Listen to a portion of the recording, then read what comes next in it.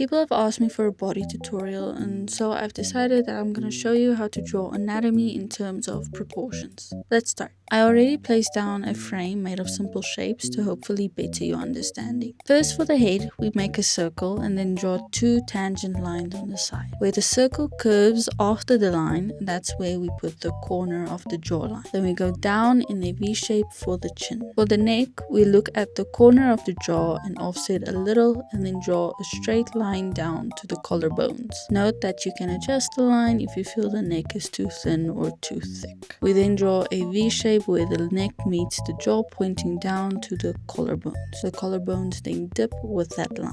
For the shoulders, it is a bit tricky to know the right width. I make trapezium for the shoulders and then proceed to make a V for the chest down to what may be the core of the torso. Using a circle as my core, this is where the waist is essentially.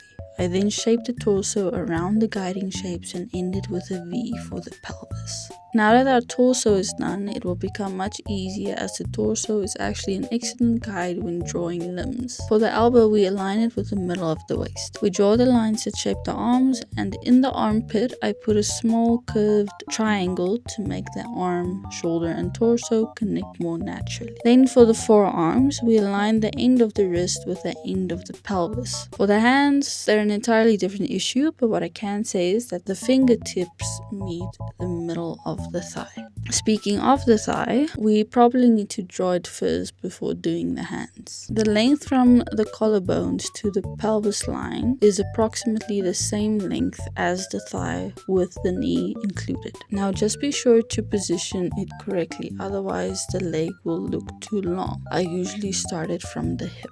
For the calves, we use the thighs as a guide. From the hip to above the knee, we have the length of the calf. Then comes a whole nother nightmare, the feet. The feet are about the same length as the forearms, but it can be tricky to draw due to angles and foreshortening. But anywho, after we have all our proportions in place, it'll look a bit wonky at first, but if you fill out the shape according to muscle structure and all that, which is a topic for another day, then you have more or less an accurate body. Or you can just throw proportions out of the window and make funky looking characters, which I fully support because learning anatomy is a pain in the ass.